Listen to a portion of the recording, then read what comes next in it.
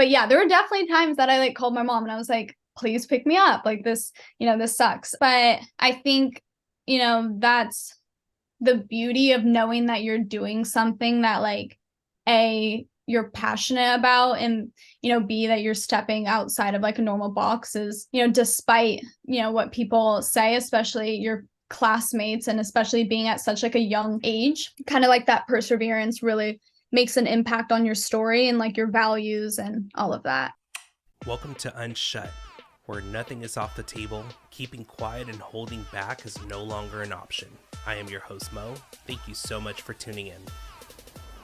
Hi. Hey, Peyton, how are you doing? I'm good. How are you? Doing good. Thanks for confirming the time. It literally dawned on me when you sent me the DM. I'm like, holy shit, I didn't even confirm what time zone she was in. No, you're totally good. I actually think you did in the original, but for some reason I like read the time wrong and I was like, wait a second, did I get the time wrong? Well, I'm now in Texas. I'm originally from California, but I'm in Texas now. So we're 2 hours apart. So I was like, oh man.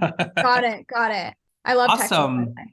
Oh gosh, I love it too. But Peyton Shay, how's it going? It's going great. Thanks for having me on. I'm excited. No, thank you for being here today. You're born and raised in California, right? Yeah, born and raised in LA. Yeah, it's been fun. I love it. What part of LA? Right now I'm in like WeHo area. I grew up kind of more in like the base of like the hills, the mountain kind of part of LA. Well, it was like 20 minutes outside of LA, so it was kind of a smaller town, but you drive like 30 minutes and you're at like the heart of LA. So Exactly. I was reading comments where people either couldn't believe your age or were surprised to know your age. Is your age something brought up a lot? a little bit, yeah. It used to be, I mean, obviously like I like to say I'm young, but yeah, I think what's cool about the music industry now is, and especially with like TikTok, is you're getting a lot of younger artists that like are having like a platform and having like a chance to really explore music and kind of make an impact. And so when I first started, obviously like social media was a huge thing, but TikTok wasn't around. It was more like Musically and all that stuff. So yeah, the age thing definitely used to be like a whoa, like I didn't know that you were that young. But it kind of just like makes you work a little harder, to like prove yourself. But yeah, so What's the biggest misconception people have about your age, you think, especially being in the music industry? I think especially a few years ago, there's kind of a tie between age and like knowledge or whatever it may be. If you're like as like a female in music and being super young, there's a misconception of like, okay, well, maybe she doesn't know as much, maybe, all of that, which is, it's a great learning experience. Obviously, like everyone's always learning and I'm always learning, which I love. But I think sometimes people can hold you to a standard that's like lower than what you really are. No, 100%. And it's so interesting because my entire life, so I'm like twice your age, I'm 34, but my entire life I have always said, like, don't discount the young artists because it's so silly to me to always think like, what could a 14-year-old be writing about love or heartache? And I think Yeah, people forget that love doesn't just come in a relationship. Heartache doesn't just come in a relationship. It comes from paternal, maternal love, heartache, friendship breakups. And I think that we forget that anyone that's under the age of, let's say, even 21, they're not allowed to feel deep emotions because they're not old enough. But it's like, I yeah, remember being such a passionate 14-year-old, and I would write love songs and love letters as if I had been in the biggest romance love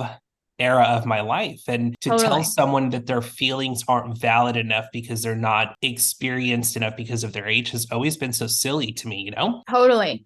And the funny thing is, like, I look back on the songs that I wrote when I was 12 or 13, and it's almost like it's funny, like how deeply I felt, because even if you're writing, like my first song I wrote about like a breakup or whatever, like a middle school breakup, but at the time you're so like new to the world and you're so new to like feelings that I think you tend to feel things like 10 times stronger than you normally would, because now you have like coping mechanisms, or you put things into a little more perspective. But I think that's like the beauty of like young songwriters, is the like their willingness to just like feel and like not care about how much they feel. No, 100%. And also not. And and I love having this conversation, which is actually the first time I'm having it on the pod. So I'm excited about that because Yeah. it's almost like to think that experience kind of sometimes holds our feelings back, right? So when you are young, it's so raw, right? Like even Yeah. like a friendship breakup when you're in middle school, it's like the fucking end of the world. But when you Literally. become older, it's almost like you're able to lock things away a little bit more. And that's always not the healthiest thing. Totally, totally. And I think there's a lot more like on the line when you're older. I mean, obviously everyone kind of always cares about their peers' opinions or whatever, but I think there's a little more risk.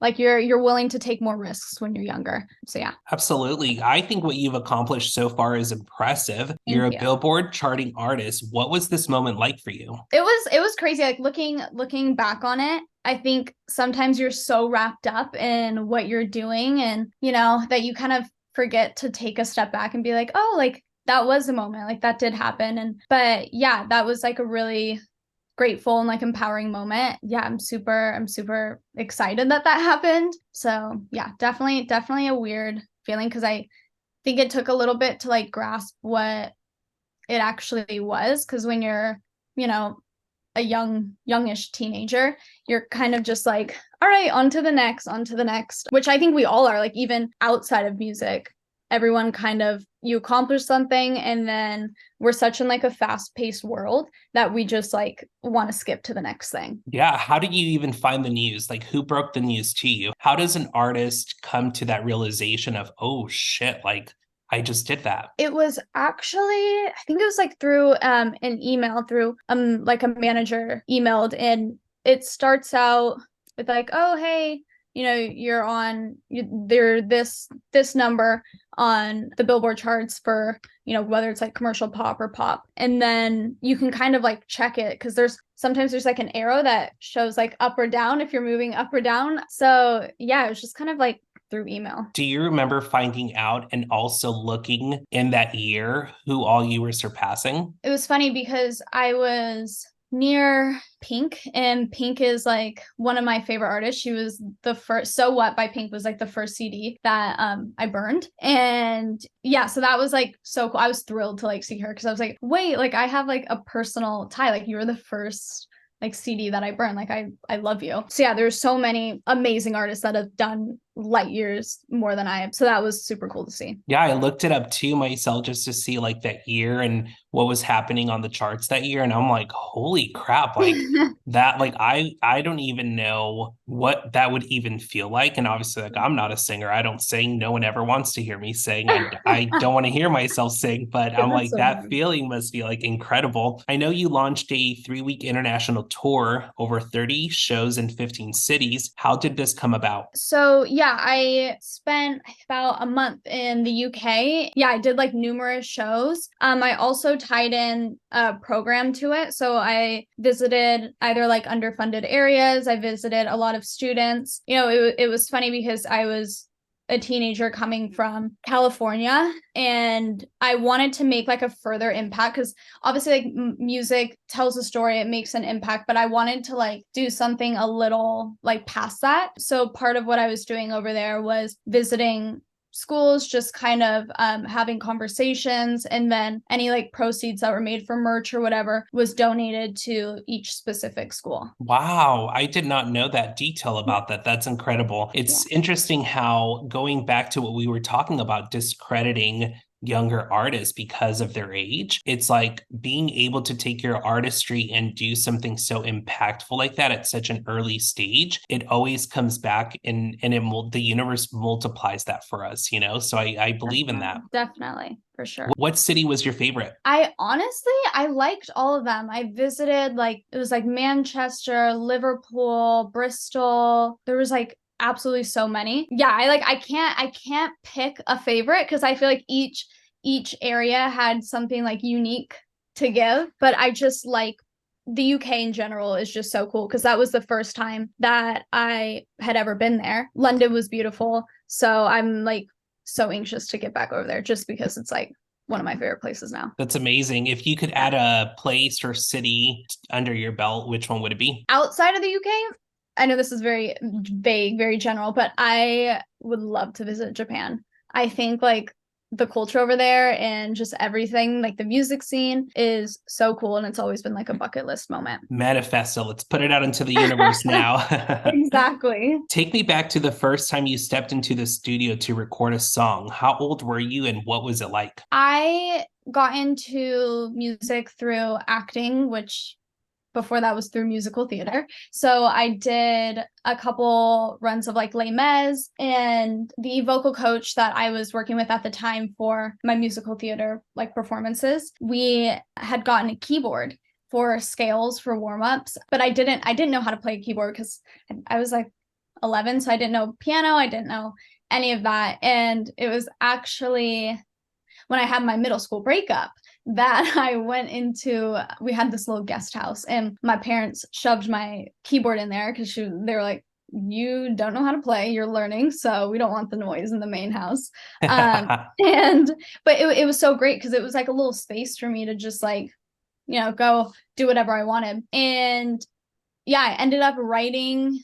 a song. I didn't know, so I would just take like Sharpie and I would look up like chords or notes on a keyboard and I would just like write it in. I ended up writing my first song on the back of like a school assignment, and I didn't know song structure. I was like literally brand new to it, but I just kind of jumped into it, and the song ended up being like 3 or 4 pages long. But I took it to my vocal coach at the time, who was familiar obviously with like piano and was teaching me piano and songwriting, and we like polished it, made it into a song, and then I recorded a voice memo of it. And I walked into the kitchen to show my mom, and I was like, Mom, like I made a song. And I think any parent at that age was like, oh, cool. Yeah. And I was like, I really want to like record it.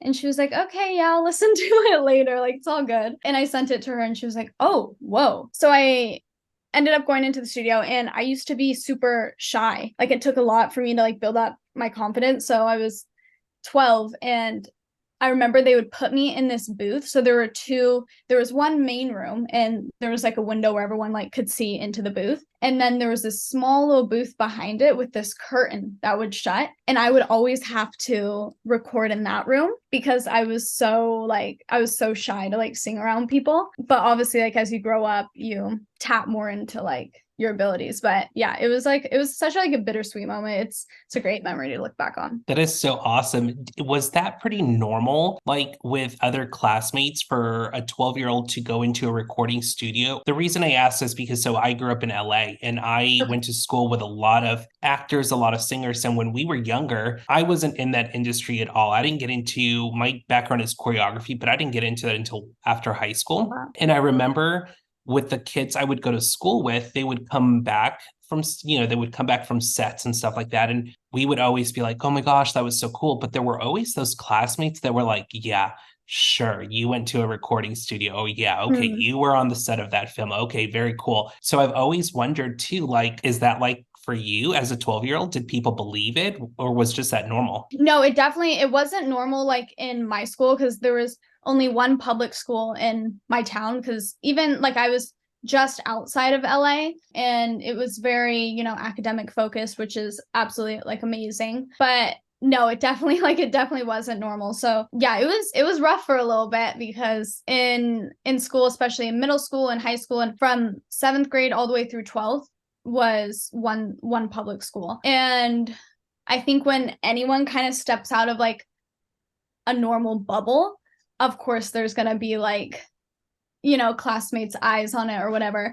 But yeah, there were definitely times that I like called my mom and I was like, please pick me up. Like this, this sucks. But I think, that's the beauty of knowing that you're doing something that like, A, you're passionate about, and, B, that you're stepping outside of like a normal box is, despite, what people say, especially your classmates, and especially being at such like a young age, kind of like that perseverance really makes an impact on your story and like your values and all of that. Looking back at the classmates that were in such a disbelief of my classmates that were doing acting and singing, it almost makes you wonder, like there's such a negative energy towards it because they're watching someone pursue something that they wish they could. And I think that's where you get like the kids that are in disbelief of like, yeah, sure, Peyton, you're recording a song. Okay. Yeah, Or, oh, you're going to be definitely. putting music. Okay. But it's like, okay, where is that really coming from? So looking back at it, I'm like, man, it's interesting how haters truly just hate because they wish they could be doing it themselves, you know? Totally. Absolutely. So you talked about acting a little bit. Take me back to what your acting experience was like. Tell me more a little bit about that. Yeah, it was, I love acting. It was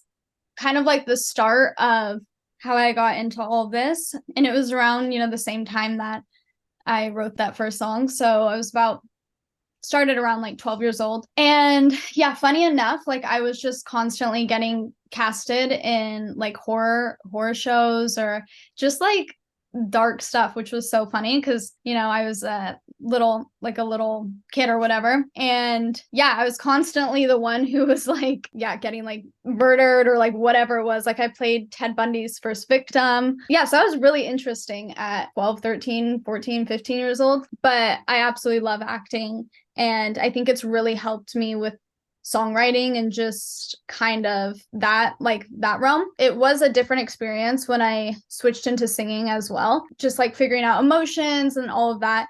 But yeah, acting is amazing. Would you ever consider going back into acting, or is that just in the closet for now? No, I definitely would. Yeah, I would love to go back into it. Would you go back into the scary stuff again, or would you like to branch out into something completely different? Honestly, like I kind of loved the scary stuff. Yeah, I did like Dateline. I played Ted Bundy's first victim. Like it was just like cool stuff because it was very opposite of what I, expected from myself. But I think drama, I love comedy, but I think drama kind of pulled me in a little more. So yeah, I would love to do that. That is sick. I feel like that is like the coolest fun fact about Peyton right now. I'm like, damn, like horror films, horror acting gigs, like that Yeah. is sick, you know? It's so random, but it's part of my story and I love it. Hell yeah, absolutely.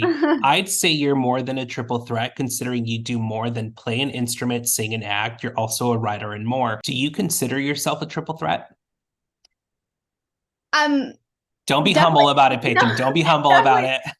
definitely not. Like I think from every like songwriter or every like singer, you know your capabilities and all of that. But there's so many times where like I'll write something or I'll like sing something and I'm like, wow, that just like wasn't it. Like there's, but like everyone does that. So it just makes it even like more meaningful when there's people like listening to the music or there's people reaching out and being like, hey, like, I love your songs. I'm like, oh, wait, really? Like that's super cool. But yeah, it's funny because like every artist like always I feel like goes through that. Every like person is like, oh wait, am I like actually like really, am I good at this? Am I not good at this? But I think that's where like, I'm such a perfectionist that if I'm not like over practicing, then it's like just anxiety. I'm like, uh-oh, I feel like I'm prepared. But yeah. Are there any talents outside of the performing arts that you can think of that you have? I love to play tennis. Nice.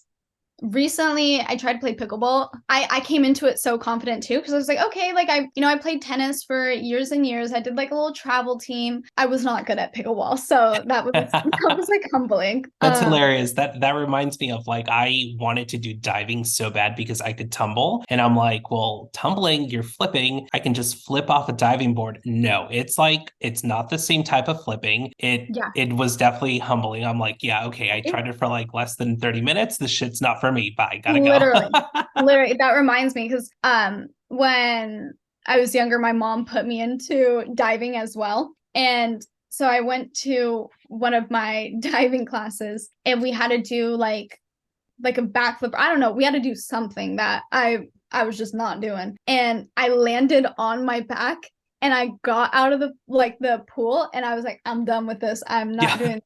And I never went back. I was like, nope.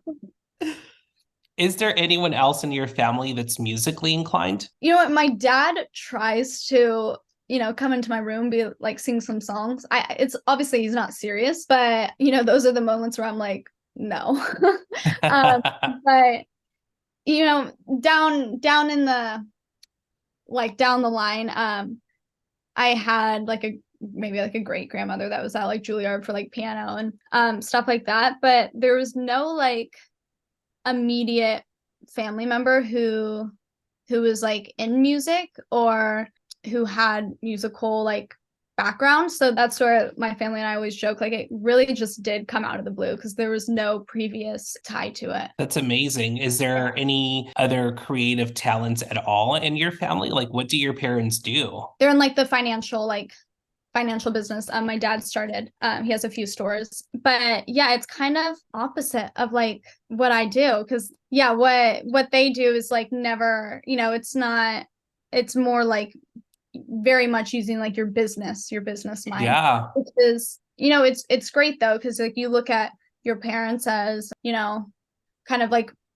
a little bit of inspiration or, you see your dad working 6-7 days a week. And, I think that's really inspiring for like work ethic and all of that. I love that. I love that. Yeah. No, You're absolutely right. It's like shout out to the black sheeps, but you're absolutely right. That's what makes you a true artist, Peyton, because I feel like where people usually find that inspiration in like all the other musical artists or all the other actors, it's like you're able to pull inspiration from outside of that creative artistry world. And to be able to think that, your parents influence your work ethic, how professional you are, I'm like, that's more than most people take from any business, Yeah, I think because I'm such a people person, so like anything that's like in front of me, there's always something to like be taken from it. So yeah, thank you. That is awesome. You performed at Music Swipe's listening session this October. For those listening who don't know, can you tell us what Music Swipe is? Yeah, Music Swipe is an absolutely amazing company platform. I was the cover of their Swipe magazine issue a few months back, and they're doing some amazing stuff. It really gives listeners and artists like a chance to discover each other. Yeah, they go outside of the box of like traditional like music app. And so a new thing that they're doing is they're hosting listening sessions. So they bring in I would say around 4 artists, and all of the other artists who I was with, I was just like in awe of because they're so talented and they're making episodes out of them. And it's such a cool experience. You go, you're like singing some live songs, and it's not released yet. They're in the process of it, but it was such a great experience. That is amazing. You call yourself an overthinker. Does this overthinking ever help your creative process? I like to think it does because, obviously, I feel like a lot of people overthink. It's a very common thing, and it can have like pros and cons because, you don't want it to limit your intuition or like what you're really trying to do, because I think sometimes it leads into like second guessing. But it also has made me like tap in deeper into like myself and I think just put out better work, because for something to be like completed, like I will have to like analyze every second of it. So I know when I'm done fully analyzing something, I'm like, all right, it's good to go. So there's pros and cons. That is so wise of you, because I feel like overthinking, you're absolutely right. It can go either way. You can either branch out those thoughts that you're just deep diving into and make something beautiful out of it, or you can just go down a really dark hole. So knowing when to stop yourself from that point is so monumental. So I love that a lot. Totally. And I think also what helps is if you have other people around who are like, hey, you're overthinking. Like my producer, Adam, made a little jingle for me because I tend to really overthink around 3 or 4 p.m. And he made a jingle for me, and it's like Peyton's overthinking or like something like that. And right when it hits 3 or 4 p.m. and if I'm in the studio, I will like most likely say something like, hey, so what do you think about like this again? And then he like plays it, and I'm like, you know what? I am overthinking. Well, and also knowing who to listen to when they're telling you you're overthinking is so important, because then there are some people who are just like, they're just fucking lazy and they just don't want to go Exactly. down a deep dive. But the people that are like, hey, you actually are someone I confide in. You're telling me to not overthink because I also have trust in you. I feel like that's really important too. Totally. Great point. Totally. Is there an artist that you've been compared to that was a total compliment? I think anytime I'm compared to like an artist, I'm like, that's cool to me. Like I love that. You know, some of my biggest inspirations are, I'm like loving Wet Leg, The Beaches, The Last Dinner Party. They're so cool. I like look at them and I'm like, you're very cool. Obviously like Paramore and Avril Lavigne, like I love. So yeah, I think anytime that I'm like compared to an artist that like I'm already a massive fangirl of, it's like, wow. Was there ever a comparison that made you think like, I don't see it? Not in a negative way, but just kind of like, I haven't heard that one before. Yeah, I can't recall somebody that I was like, I don't see it. Yeah, because I think most people who listen to my music like are also fans of like other people that I'm also fans of. So I think it's like a cool, you know, community of like similar artists. Which is a huge compliment to you, because that means you're really projecting out the sound that inspired you from the beginning. And I think that it's not being lost in translation, which is fucking awesome. Totally. Your new single Power Trip was released just a couple of months ago. What is the next Peyton move? So I've spent like a year working on a new EP and I've wrapped that. So I have EP coming. Hopefully I'm going to start touring beginning of next year. I have some live shoots that we just wrapped. And yeah, so I'm like getting ready to tour, release a full EP, and a lot of exciting stuff for next year. Any collabs or duets anytime soon? Oh, there's nothing as of right now, but I've always been so down for like a collab or like a duet. I think that's really, really cool. Who would you like to collab or have a duet with? Honestly, like anyone who I listed, like The Last Dinner Party, like Wet Leg, Suki Waterhouse is so cool, Paramore, Avril Lavigne, like all of those people are just such huge inspirations to me. So I would absolutely be losing my mind if I did not collab with any of them. Hell yeah, that would be so awesome. And you mentioned going on tour next year. When will you be announcing more details as far as cities or anything like that? It will probably be, I would guess, like top of next year, so maybe like February-ish. Very cool. Are you excited about it? I am. I like love playing live shows, so you know, I've been playing shows obviously like this year, but a big part of this year for me was writing this full project. So to be able to play those live is like such an unreal feeling. You said you wrote the entire EP? Yeah, so I co-wrote with my producer Adam, but I love writing and I love like a big thing for me is like always coming in with concepts, so I kind of know like where I'm taking it. And I've always written my songs, I always will. And yeah, it's definitely like it's something that I know some artists are like, you know, iffy about it. For me personally, it helps me like connect to the music a lot more. Yeah, absolutely. And I love that you're also co-writing, because a lot of people feel, I know in my experience, so many people have this idea that like, oh, I don't want to co-write. I want to write everything completely by myself. But in the choreography world, something that I learned at a very young age was when I am able to take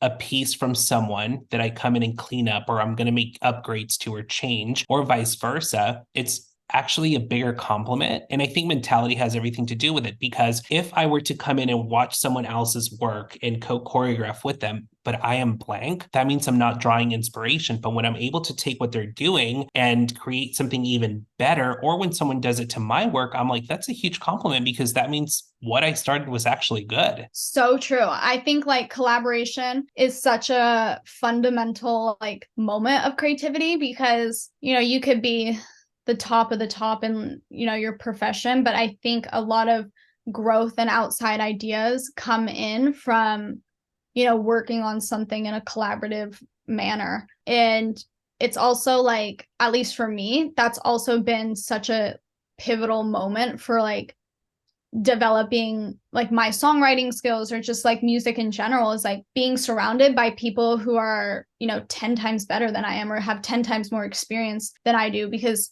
you can't learn experience. Like, you know, you can study music theory as much as you want, and that's such like a great thing to do because it gives you a foundation, but having like real life experience is something that you can't learn. No, 100%. I just talked to someone about this yesterday. It's like studying a craft doesn't necessarily make it art.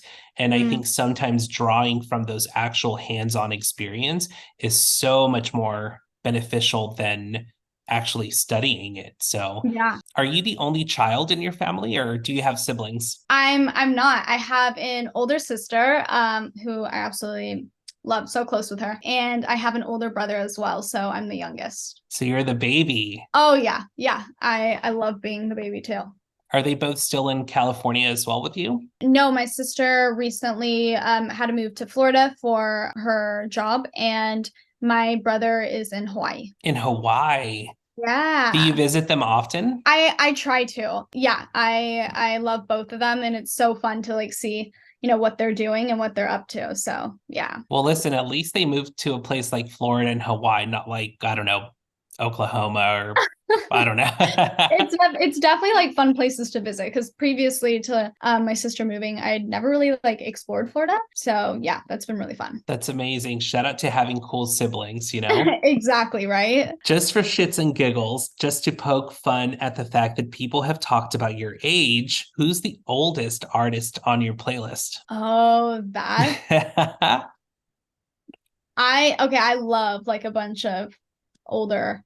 I'm trying to think like who I like need to pull it up who would be because I love Guns N' Roses. I listen to a lot of Elvis. Honestly, like age range goes from like I would say maybe the youngest is they're probably like 17 or something and just absolutely incredible all the way up. Like there's no limit to it. I listen to a lot of like old jazz too. I think the musicality in that is like incredible. Same, which I didn't like it before. When I was younger, I didn't really understand the whole jazz thing. But as I got older, I'm like, oh my gosh, like it's so my vibe too. But it's funny you say Guns N' Roses because when I was thinking of like who the oldest artist I have on my phone, I'm like rock or any like classical rock. Yeah. Totally comes from my parents. And I'm like, oh my Totally. gosh. Yeah. For sure. Yeah. There's so much. It's cool to like see how music has progressed from like, centuries ago to even now. Yeah. It's been like really cool to like just like dive into that and really see, how it's changed. Yeah, I love it. Peyton, it's been such a pleasure talking with you. Please tell everyone where to find you and where they can stream your music. Thank you. First off, thank you so much for having me on. This has been like such a fun talk. You can find my music. It's just Peyton Shay on all platforms, and Peyton spelled with an E and not an A. I actually have that on my notes. I'm like Peyton with an E. Yeah, exactly. Because it's something that like it should be spelled with an A because it's pronounced like Peyton. So I'm like, it should be spelled with an A. Why did my parents make it complicated with putting an E in there? But yeah, it's with an E and not an A. So funny you mentioned jazz because when I wrote that on my notes, it actually made me think of Liza Minnelli. She has a song that's like Liza with a Z, not Liza with an S. And I was just like, oh my gosh, it's so funny that we even talked about jazz or talked about the letter because I have that in my notes. That's so funny. I absolutely love that. Amazing. Well, thank you so much. And I hope you have a good rest of your day and let's stay in touch for sure. Of course. Thank you so much for having me on. Have a good one. Bye. Bye.